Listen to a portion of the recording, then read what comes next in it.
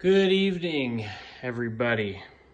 Well, I'm back for another update on the New Holland LX885 Turbo Cummins swap. I think this is video number 6. I think. I didn't go back and check, but I think so.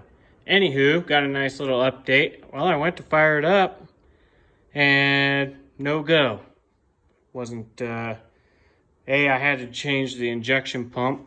There's the old one. No fuel. Wouldn't get no fuel out of there, so I changed it with another one. And as we come back to here, after I changed the injection pump, I got fuel to the fuel injectors, and well, it would not fire for the life of me. And I'm like, what is going on here?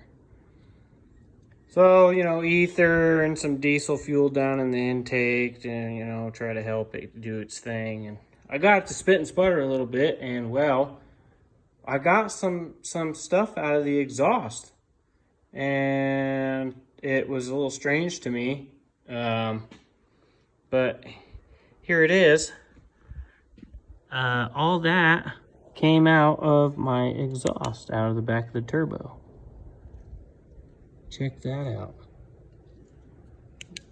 That, my friends, is string. String coming out of the turbo. Weird, am I right? Oh, look it. There's some string coming out of there. That's strange. Oh, it is coated in there. In almost every cylinder. Now, if we take a gander out to the old New Holland, don't mind my messy shop, been busy. And we come to this. I have a nice little boroscope in there, checking that out.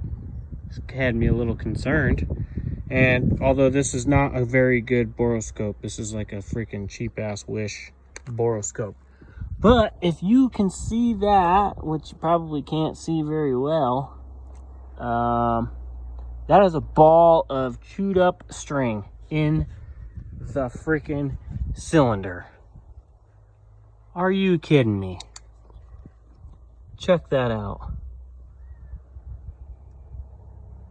That is messed up. All these ones are dry. They look like they have some in here, like some strands, but I didn't see anything coming out of the boroscope. So I think I think this thing was backfiring some of that shit back into the cylinders, because I think one of the intake valves is stuck on some string, is what I believe.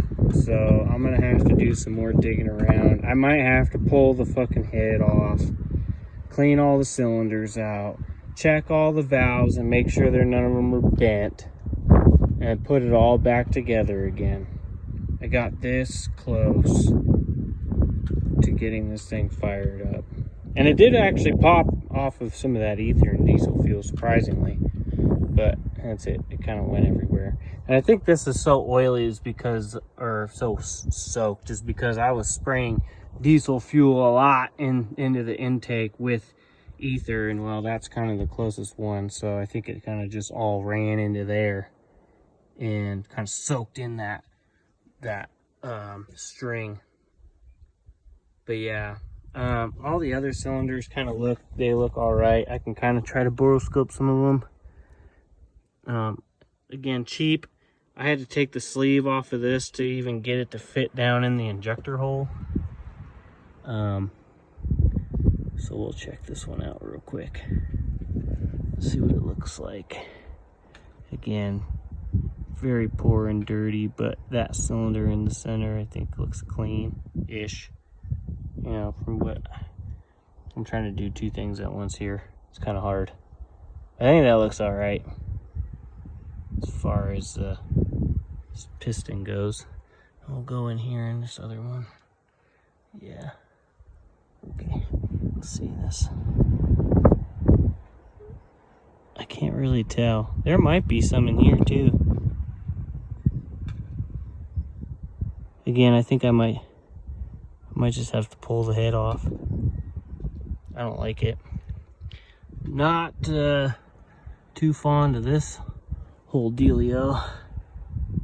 I think this one's pretty good. It's got a lot of... Oh, did I just lose it?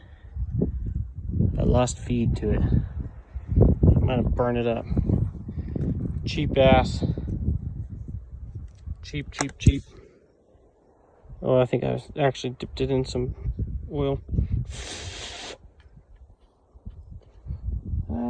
Where I think I actually burned it up. Anyway, that's junk. Just like this whole deal. So, gonna have to keep on keeping on with this thing, cover it up and start tearing it apart. The good thing is it's very easy to get to, you know, it's not in a truck or anything where you have to fuck around with a cowl and all that other stuff. And it's right here. I can just pick this whole head up by hand and take it and do whatever with it. It's just getting all the rest of this stuff off. Let's see if I have any noteworthy notes. I did power this whole thing up. The seat worked and all that. The key worked, and I did hit it with a starter, but it just wouldn't want to fire. So I just kept on dinking around, and then I just started jumping the starter. Just say fuck it, started jumping the starter. I did do the radiator and all that. I don't even remember what I said on my last video, but I did redo the fan because somebody noted in a different video that or on a Facebook post actually, that my fan was too close to the oil cooler, so I redid my adapter and made it to where it, you know, it's got pretty good room in there. I think it's got like 3/4 on the bottom and 7/8 on the top or something like that. I mean, as best as I could. Someone says it's a minimum of 1 inch, but that's the best as I could get it. Yeah, just had to do the injection pump that I already stated I did. Everything else is like ready to go. I have all the fluids in it, the hydraulic fluid, the coolant, the bell housing fluid, or the, you know, the pump, the gear drive for the hydraulics, that's filled up. I mean, it's ready to go. You know, I'm ready to start it and run it, but now I'm, you know, hitting these hiccups, and it's frustrating for sure. But, you know, what am I gonna do? Put a whole nother engine in here? I don't think so.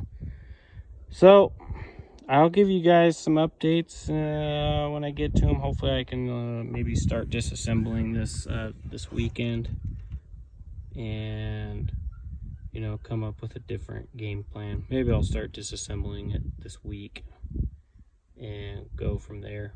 So, alrighty guys, till next time.